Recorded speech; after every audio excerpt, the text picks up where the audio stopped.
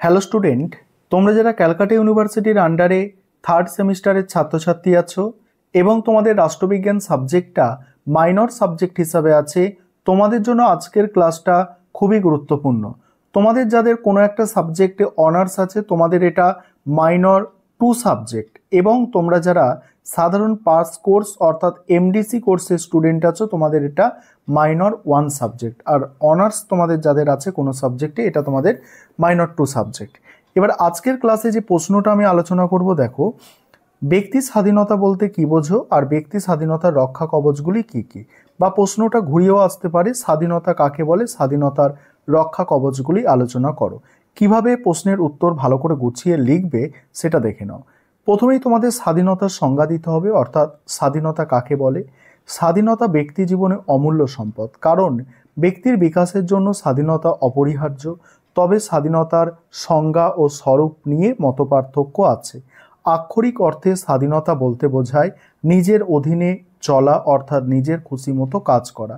নিজের পছন্দ মতো কাজ করার ক্ষমতাকে সাধারণভাবে স্বাধীনতা বলা হয়।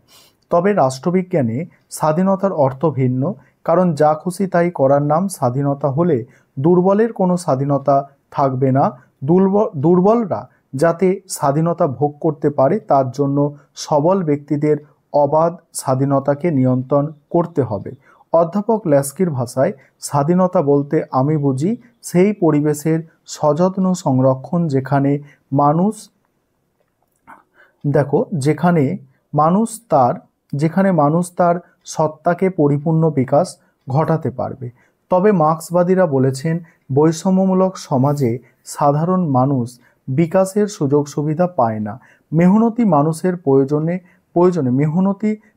প্রয়োজনে সমাজের অর্থনৈতিক কাঠামোর পরিবর্তন ঘটালে তবেই সাধারণ মানুষের বিকাশের সুযোগ পাবে, আর এই কাঠামো পরিবর্তনের উদ্যোগকে বলে স্বাধীনতা। এবার দেখো স্বাধীনতার রক্ষা কবচ। স্বাধীনতার গুরুত্বপূর্ণ রক্ষা কবচগুলি হলো, দেখে নাও। 1 নম্বর হচ্ছে মৌলিক অধিকারের স্বীকৃতি। এটি খুবই গুরুত্বপূর্ণ রক্ষা কবচ।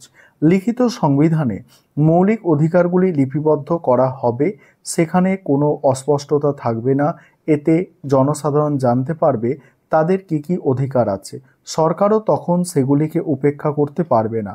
শুধু অধিকারের উল্লেখ থাকলে চলবে না, অধিকার কেউ ভঙ্গ করলে তার প্রতিকারের ব্যবস্থা থাকা চাই। তবেই অধিকারের যথার্থ মূল্য থাকবে। যেমন ভারতের সংবিধানের 3য় অধ্যায়ে সাম্যের অধিকার, ধর্মের অধিকার, স্বাধীনতার অধিকার, এমনকি শাসনতান্ত্রিক প্রতিবিধানের অধিকার স্বীকৃত হয়েছে। তারপরের পয়েন্ট হচ্ছে ক্ষমতার পৃথকীকরণ নীতি। ক্ষমতার পৃথকীকরণ নীতি কি বলা হচ্ছে, দেখো, ফরাসি দার্শনিক মন্তেস্কু এই নীতিকে স্বাধীনতার শ্রেষ্ঠ রক্ষা কবচ হিসাবে বর্ণনা করেছেন।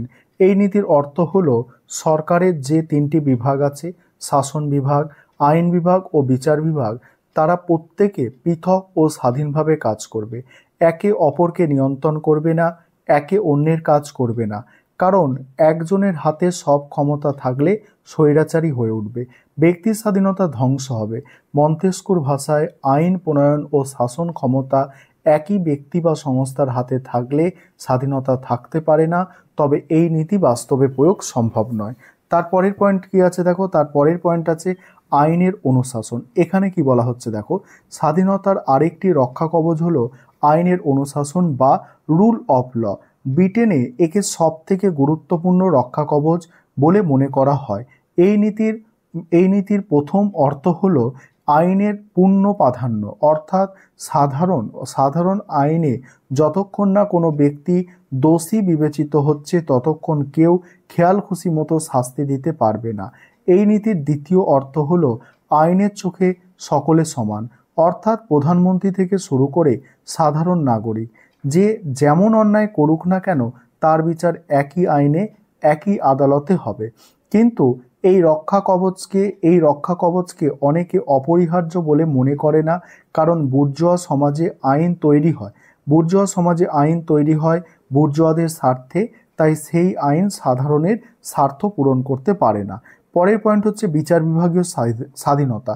পরের অংশটা আলোচনা করব নোটসে। তার আগে যে বিষয়টা বলার আছে, তোমাদের জন্য অনলাইন কোচিং ক্লাস চলছে। তোমরা যদি কেউ অ্যাডমিশন নিতে ইচ্ছুক থাকো এই নম্বরে যোগাযোগ করতে পারো 91230000525218। এই নম্বরে তোমরা যোগাযোগ করে অ্যাডমিশন নিতে পারো বা স্টাডি মেটেরিয়াল পারচেস করতে পারো, নয়তো চ্যানেল সাবস্ক্রাইব করে রাখো, সেখানে 30 থেকে 40% ক্লাস তোমরা ফ্রিতে দেখতে পাবে।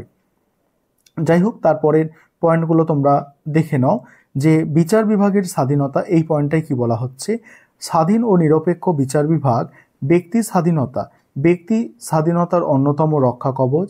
ভারত, মার্কিন যুক্তরাষ্ট্র প্রভৃতি দেশে স্বাধীন আদালতের প্রতি গুরুত্ব দেওয়া হয়েছে। বিচারকরা যদি কারোর অধীনে থেকে কাজ করে বা নিরপেক্ষভাবে কাজ করার সুযোগ না পায় তাহলে সাধারণ মানুষ ন্যায় বিচার ও স্বাধীনতা থেকে বঞ্চিত হবে। পরের পয়েন্ট হচ্ছে ক্ষমতার বিকেন্দ্রীকরণ। রাষ্ট্রে একটি জায়গায় ক্ষমতাকে কেন্দ্রীভূত না করে স্বায়ত্ত শাসনের মাধ্যমে বিকেন্দ্রীকরণ করলে স্বাধীনতা রক্ষা পাবে, কারণ ক্ষমতা কেন্দ্রীভূত হলে শাসকরা স্বৈরাচারী হয়ে উঠবে, স্বাধীনতা ধ্বংস হবে। অধ্যাপক গ্ল্যাস্কি তাই বলেছেন, যে রাষ্ট্রে কেন্দ্রীয় কর্তৃপক্ষের হাতে অতিমাত্রায় ক্ষমতা কেন্দ্রীভূত থাকে সেখানে স্বাধীনতা থাকতে পারে না। তারপরে কি পয়েন্ট আছে দেখো, দায়িত্বশীল শাসন ব্যবস্থা। সেখানে কি বলা হচ্ছে, দায়িত্বশীল শাসন ব্যবস্থা বলতে বোঝায় সরকার তার কাজের জন্য জনগণের কাছে দায়িত্বশীল থাকবে, সেই সঙ্গে বিরোধী দলকে বিশেষ মর্যাদা দিতে হবে। তারা সরকারের স্বৈরাচারী কাজের বিরুদ্ধে সমালোচনা করে জনগণকে সতর্ক করে দিতে পারে। যেমন ব্রিটেনে বিরোধী দলকে স্বাধীনতার প্রতীক বলে মনে করা হয়। তারপরের পয়েন্ট, গণভোট, গণ উদ্যোগ ও পদচ্যুতি। অনেকে মনে করেন গণভোট, গণ উদ্যোগ প্রভৃতি প্রত্যক্ষ গণতান্ত্রিক ব্যবস্থা স্বাধীনতার রক্ষা কবচ হতে পারে। এগুলির মাধ্যমে জনগণ আইন প্রণয়নে সক্রিয় অংশগ্রহণ করে, স্বৈরাচারের পথ রুদ্ধ করতে পারে, তবে বৃহৎ আয়তন রাষ্ট্রে এগুলি কার্যকর করা সম্ভব নয়। তারপরে আছে শেষে মূল্যায়ন। উপরিক্ত কি বলা হচ্ছে দেখো, উপরিক্ত ব্যবস্থাগুলি স্বাধীনতার ক্ষেত্রে গুরুত্বপূর্ণ ভূমিকা নিতে পারে, তবে তা কেউই স্বাধীনতার শ্রেষ্ঠ রক্ষা কবচ নয়। স্বাধীনতাকে রক্ষা করতে গেলে জনগণকে জাগ্রত ও সচেতন থাকতে হবে। তাই গ্রিক দার্শনিক পেরিক্লিস বলেছেন, চিরন্তন সতর্কতাই হলো স্বাধীনতার মূল্য। এই ছিল তোমাদের একটি গুরুত্বপূর্ণ 15 নম্বরের প্রশ্নের উত্তর।